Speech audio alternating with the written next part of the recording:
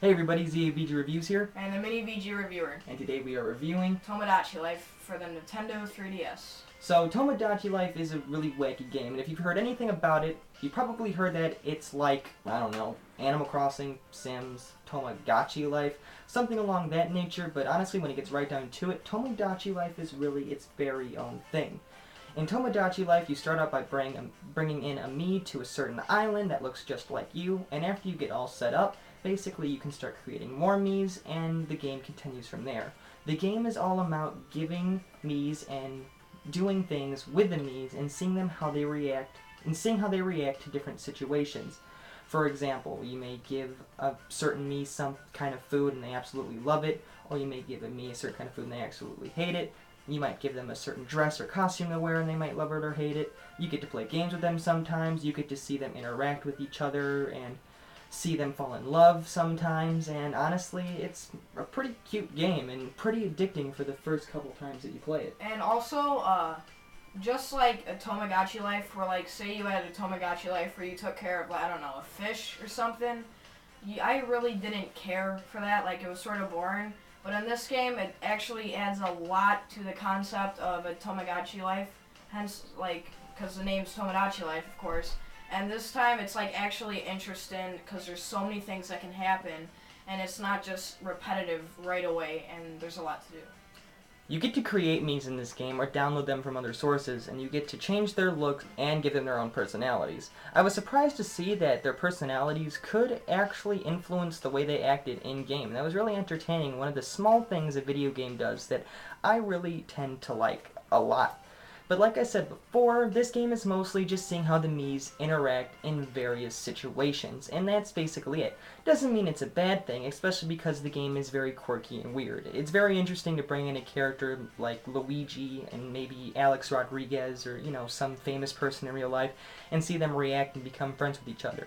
Every once in a while, randomly, a Mii will ask you to do something for him or ask you to introduce them to someone or ask you to ask someone if they're interested in them relationship-wise. And seeing the Miis do that and interact with each other like that is the basis of the game and is what makes it entertaining. Seeing how they react to certain items and seeing how they react to certain situations is a lot of fun and quirky. But here's the thing, after a while, it kind of starts to wear on you.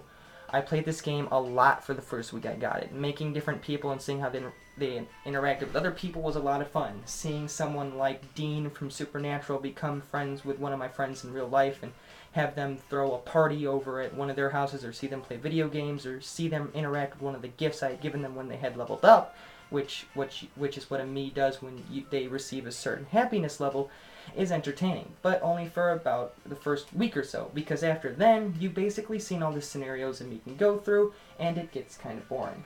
One thing I like about this game is, in the option to create a Mii, you can use a QR code, which I think is awesome because myself, I'm not good at all at making Miis, so I can just go on my phone, look up some QR codes, and scan them, and get some good-looking Miis. But one thing I dislike about this game is, when playing games with a Mii, if you win, you get to pick from 3 treasure chests, which one of the treasure chests can produce an item, like for example, a Game Boy Advance.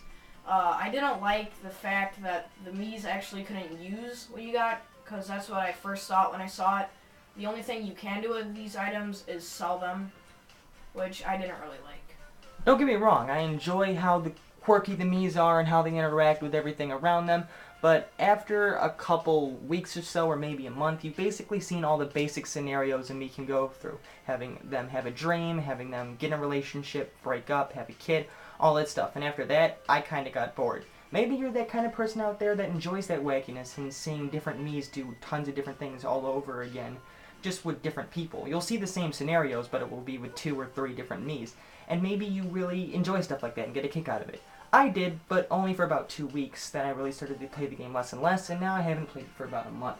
That's the same with me, but when I was first playing this game for the first 2 or 3 weeks, I really liked how just weird it was and how many things you could do. Like, for example, when a Mii levels up, you have the option to give them pocket money.